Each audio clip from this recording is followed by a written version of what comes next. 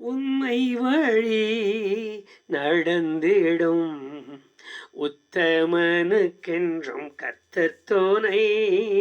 உண்மை வழி நடந்திடும் உத்தமனுக்கென்றும் கர்த்தர் துணை. கண்களவன் மீது வைத்திடுவார், கருத்தாய் காத்திடுவார்.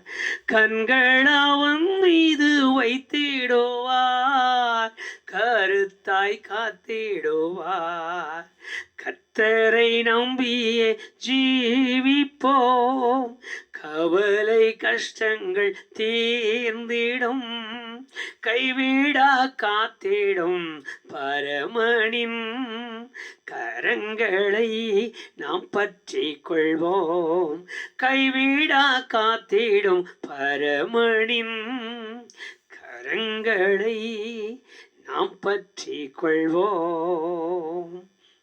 ஆண்டவராகிய இயேசு கிறிஸ்துவின் இணையற்ற நாமத்தினாலே தனித்தனியாய் ஒவ்வொருவருக்கும் வாழ்த்துக்கள் கோருகிறேன். இன்றைக்கும் கர்த்தருடைய முகத்தை பார்க்கும்படியாக நமக்கு கிடைத்திருக்கிற இந்த பெரிய பாக்கியத்தை நாம் பயன்படுத்தி கொள்ளும்படியாக ரோமரின் புஸ்தகம் 8ஆம் அதிகாரம் 28வது வசனத்தை நம்முடைய நினைவிலே கொண்டு கர்த்தருடைய முகத்தை நாம் மறுபடியும் ஒரு முறை பார்க்கலாம்.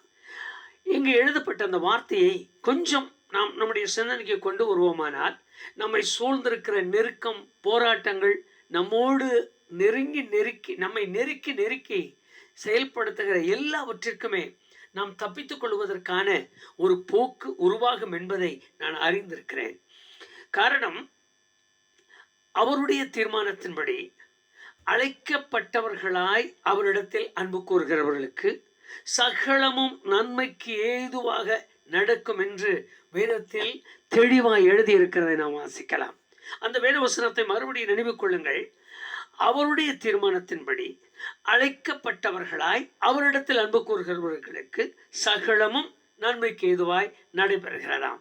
அப்படியானால் அழைக்கப்பட்டு, தெரிந்து கொள்ளப்பட்டு, அழைக்கப்பட்டு இந்த காரியங்களை அப்படியே கொஞ்சம் மனதிற்குள்ளாக அவர் தீர்மானத்தோடு கூட, மறுபடியும் அதை நினைவு கூறுங்கள், அவருடைய தீர்மானத்தோடு கூட அவர் தீர்மானித்த தீர்மானத்திற்கு ஏற்றது போல, என்ன சுருக்கமாய் சொன்னார், அவருடைய தீர்மானத்திற்கு பங்காளிகளாக அல்லது உடனாளிகளாக அல்லது அவருடைய தீர்மானத்தில் இடம்பெற்றவர்களாக காணப்படுகிற அழைக்கப்பட்ட பரிசுத்தவான்களால் அழைக்கப்பட்ட கர்த்தருடைய பிள்ளைகள் இந்த காரியத்தோடு கூட அவரிடத்தில் அன்பு கூறுகிறவர்களுக்கு என்று எழுதின அந்த வார்த்தையை மனதில் கொள்ளுங்கள். நான் இதற்கு சரியாக ஒரு வார்த்தையை நாம் வேதத்தில் வாசிக்கலாம்.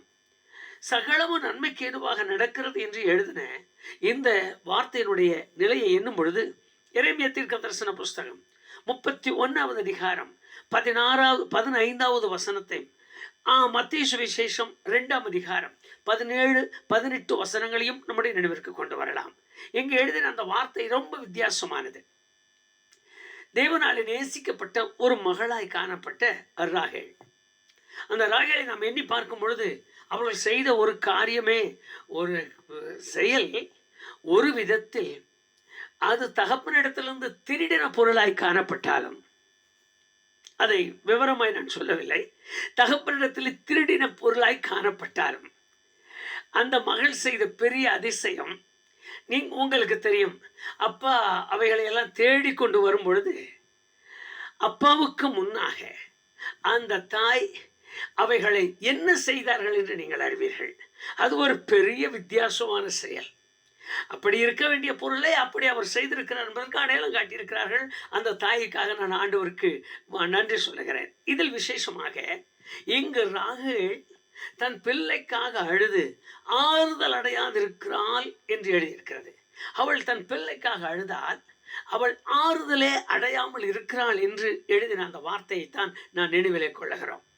தேவனாலே நேசிக்கப்பட்டு, தேவனாலே வாக்குத்தத்தங்களுக்கு உட்படுத்தப்பட்டு, தேவனாலே கர்த்தருடைய தாசனுக்கு மனைவியாக்கப்பட்டு, அவருடைய தீர்மானத்தின்படி அவரிடத்திலிருந்து தோன்றின சந்ததிகள் இஸ்ரவேலின் கோத்திரங்களாக பிரிந்து இன்றைக்கு இருக்கிறது போல தேவனுடைய நாமத்தின் மகிமைக்காக நிற்கிற ஒரு செயலுக்கு அவள் தெரிந்து கொள்ளப்பட்டாலும், அவருடைய வாழ்வில் நேரிட்ட ஒரு பெரிய ஆபத்தும் பெரிய சிக்கலான காரியம் ஆறுதல் இல்லாதது என்று எழுதியிருக்கிறது. ஆறுதல் அடையாத ஒரு துக்கம், ஆறுதல் அடைய முடியாத ஒரு காரியம்.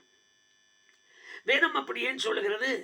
அது நல்லது. நம்ம அந்த காரியங்களை கவனிக்கும் முன்பு பிறந்த இடத்தை எண்ணி பார்ப்போமானால், அவளுக்கு பிரிக்கப்பட்ட அவளுடைய கோத்திரத்தினுடைய சந்ததி பென்யமீன் கோத்திரத்துக்கு பிரிக்கப்பட்ட எல்லைக்குள்ளாக அவளுடைய கல்லறை இருந்ததாக சரித்திரத்தில் நம்ம அப்படி வாசிக்கலாம். கொஞ்சம் சரித்திரத்தை வாசிக்கும் பொழுது அந்த சரித்திரத்தில் அவைகள் எல்லாம் இருக்கும். அதில் விசேஷமாக அவள் இருந்த ஊர் ராமாவிலே சாமுவேல் எனும் தீர்க்கதரிசி முதல் பெண் தீர்க்கதரிசிகள் வரைக்கும் உருவான ஒரு இடம் என்பது ரொம்ப வித்தியாசமாய், அது ஒவ்வொரு பகுதியாய் நீங்கள் வேதத்தில் வாசிக்கும் பொழுது அந்த உருவான காரியங்கள் வந்தது எல்லாம் அப்படி நாம் வாசிக்கலாம்.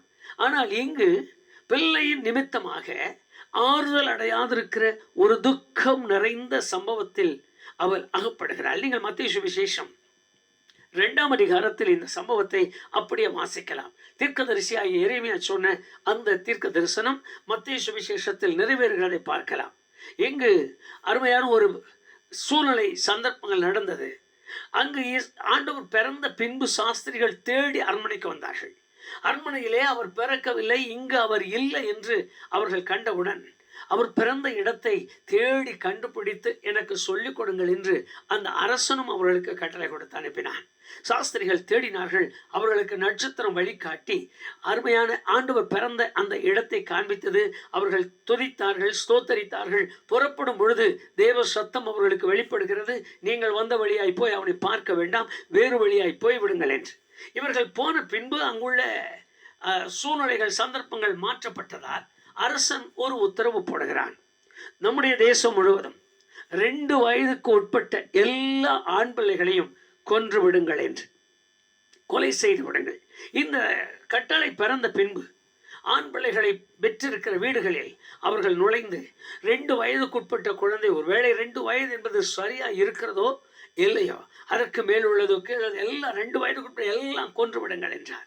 கொலை செய்வது எப்படி என்கிற அந்த சிந்தனையும் நம்முடைய வருமானால், ஒரு தாயின் கையில் இருக்கும் பொழுது பிடுங்கி கொள்ளுதல், ஒரு தாய் கண்களுக்கு முன்பாக குப்பையை எறிவது போல வீசி கொள்ளுதல், இப்படி எல்லாம் நடந்த சம்பவத்தை கொஞ்சம் நம்முடைய கொலை செய்கிற விதமான இந்த வெறி செயலோடு செய்த நிலை, அதுவும் ஒரு போர் சேவர்கள் உள்ளே நுழைந்து பறித்து எடுப்பது, அவர்கள் கையில் இருந்து வீம்புக்கு வலித்து எடுக்கிற இந்த அனுபவங்களை எல்லாம் நாம் எண்ணி பார்க்கும் பொழுது கண் எதிரே பிடித்து தூக்குவான். ஒருவேளை தலையை வெட்டுகிறதானால் கழுத்தோடு வெட்டி இருப்பான்.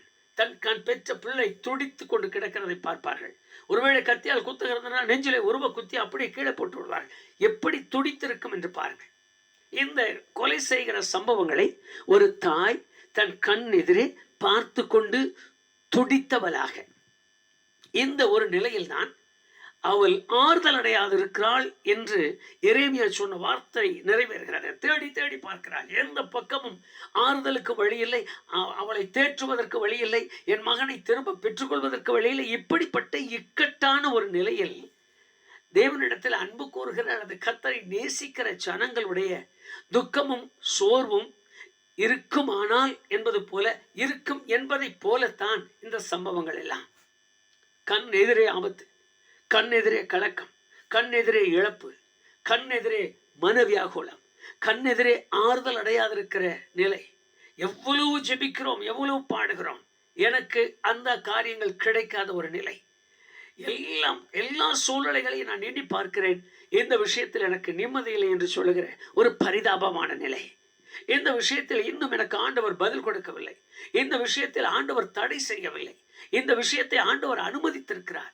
இந்த விஷயத்தில் ஏனோ எனக்கு இப்படிப்பட்ட போராட்டம், இப்படி அடுத்து அடுக்கு மொழியில் பேசிக்கொண்டிருக்கத்தக்கதான சோதனைகளும் போராட்டங்களும் சூழ்ந்திருக்கிற இந்த நிலையில் தேவன் அமைதியாக இருக்கவில்லை. நாம் நினைக்கிறோம் அவர் அமைதியாகிவிட்டார். அவர் தீர்மானித்தார். இந்த காரியம் அவரால் தீர்மானிக்கப்பட்டது. ஏற்கனவே அவர் சொல்லிவிட்டார். மரியாள் முன்பு இந்த சம்பவங்கள் நடப்பதற்கு முன்பு எரேமியா தீர்க்கதரிசியை கொண்டு சொல்லிவிட்டார், இது என்னுடைய தீர்மானம். ராகேல் பிள்ளைக்காக அழுவது என்னுடைய தீர்மானம். அப்படி தேவன் தன்னுடைய உள்ளத்தில் தீர்மானித்ததை நிறைவேற்றினார்.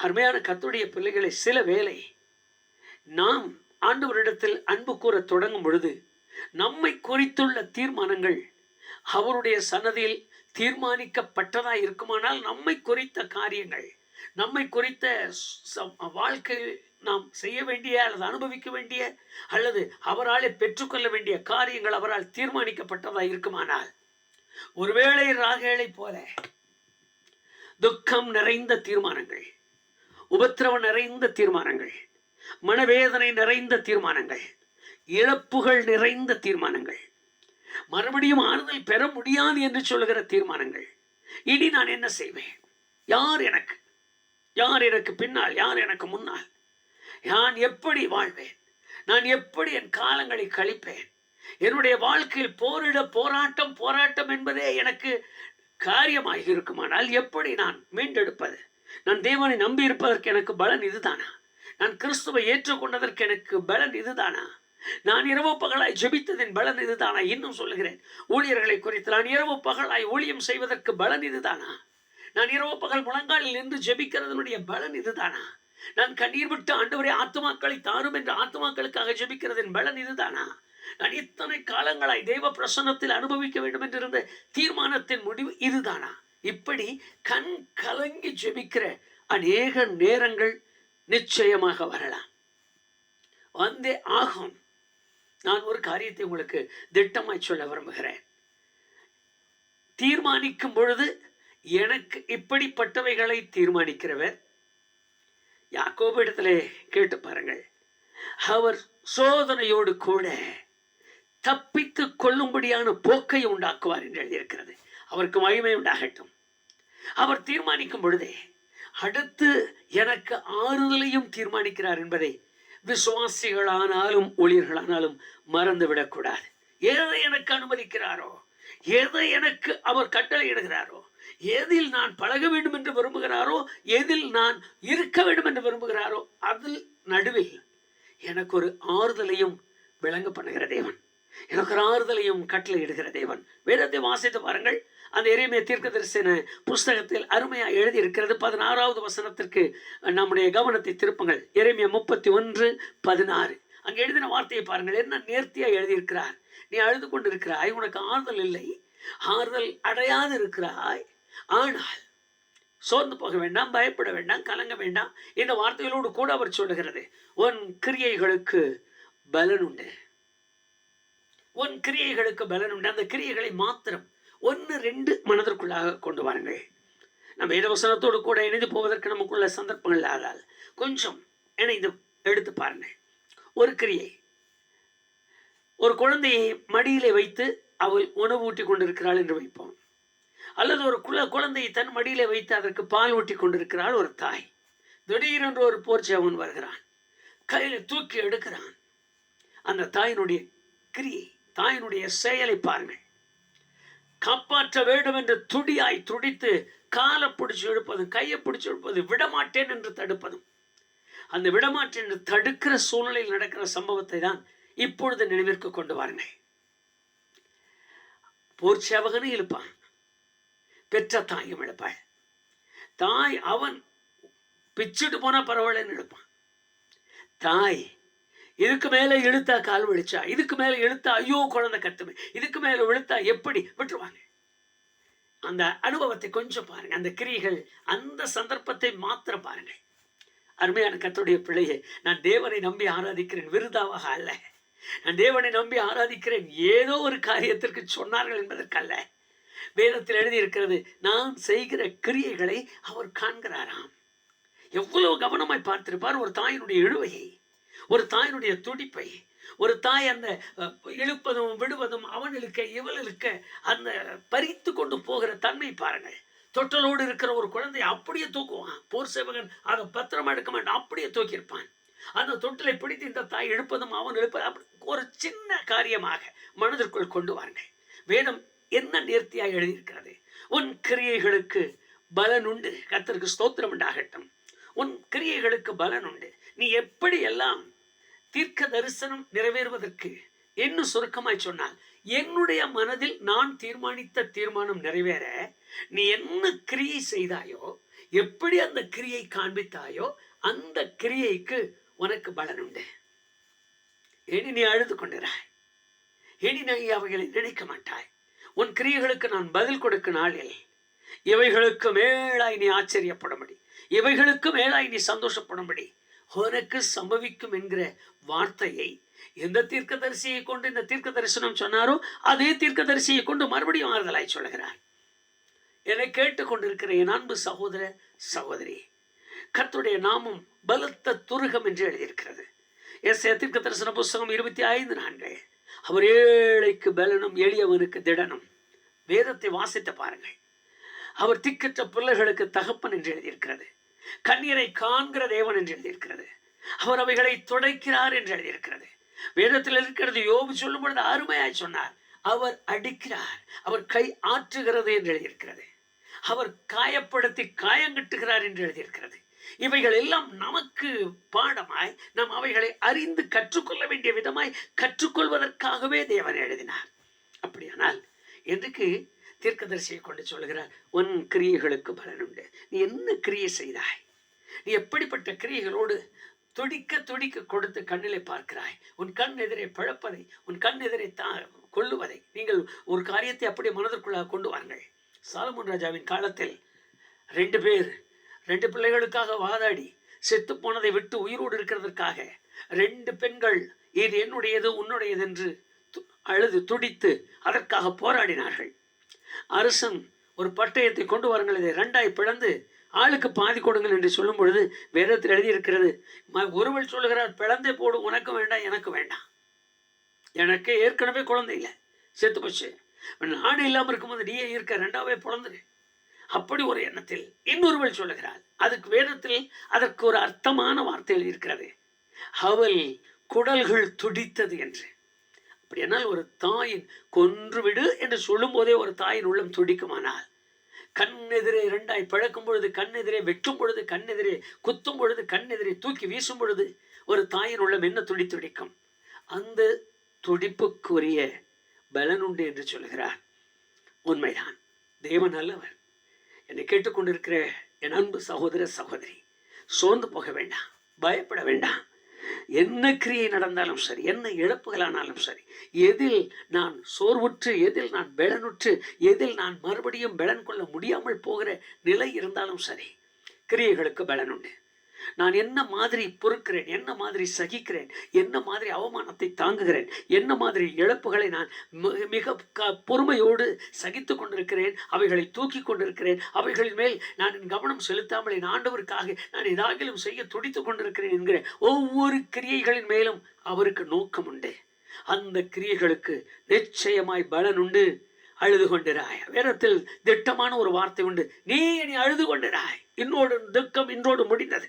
உன் துக்கத்திற்கு பதில் அடுத்த ஒரு சிங்காரம், உன் துக்கத்திற்கு பதில் அடுத்த ஒரு மகிழ்ச்சி உன்னை சூழ்ந்து கொள்வதற்கு நான் தீர்மானித்தேன். நான் இந்த தீங்கை தீர்மானிக்கும் பொழுதே உனக்கு மகிழ்ச்சியையும் சந்தோஷத்தையும் தீர்மானித்து விட்டேன் என்று சொல்லுகிறது போல எத்தனை நேர்த்தியாய் தேவன் தம்முடைய பிள்ளைகளை ஆறுதல் படுத்துகிறார். அன்றைக்கு மாத்திரமல்ல, இன்றைக்கு கூட இந்த வேதத்தை கையில் எடுத்து இந்த ஆண்டவர் மேல் நம்பிக்கையாயிருந்து இவரே தன் பக்தியாய், இவரே தன் உள்ளத்தில் முழுமையாய் நம்பி இருக்கிற உங்களுக்கும் அதே வாக்கு தத்தத்தை உறுதியாக்குவார், உண்மையாக்குவார். கண்களை மூடி அவர் கையில் அர்ப்பணிக்கலாமா? நல்ல பிதாவே, ராத்திரியிலும் நாங்கள் இந்த சமயத்தில் உமது முகத்தை பார்க்கிறோம். ஆண்டவரே, நாங்கள் வேதத்தை திறந்து வாசித்தோம், அதில் எழுதின வார்த்தைகளை கவனித்தோம். கிரியைகளுக்கு பலன் உண்டு என்று சொல்லி ஆறுதல் படுத்தி கிரியைகளுக்கு பலன் கொடுத்திருக்கிறீர் என்று நாங்கள் வாசித்திருக்கிறோம். அப்படியே இந்த நேரத்தில் ராகாலை போலவே உள்ளம் உடைந்து மனம் நொந்து வேதனை தாங்க முடியாமல் துக்கத்தோடும் மன சஞ்சலத்தோடும் யார் தவித்துக் கொண்டிருந்தாலும் ராகேலுக்கு கொடுத்த அதே வாக்குத்தத்தத்தை உடன்படிக்கையாய் சுதந்திரமாய் எழுதித்தார். ஆறுதல் படுத்தும், உம்முடைய மார்போடு அணைத்துக் கொள்ளும், கிருபையால் நிறையும். இயேசு கிறிஸ்துவின் நாமத்தில் ஜெபிக்கிறேன் பிதாவே, ஆமே. ராகேலுக்கு ஆறுதலையும் சமாதானத்தையும் கட்டளையிட்டவர் உங்கள் தனிப்பட்ட வாழ்க்கையிலும் ஆறுதலையும் சமாதானத்தையும் கட்டளையிட்டு உங்கள் கிரியைகளுக்கும் பலனை கட்டளையிடுவாராக. ஆமே, ஆமே.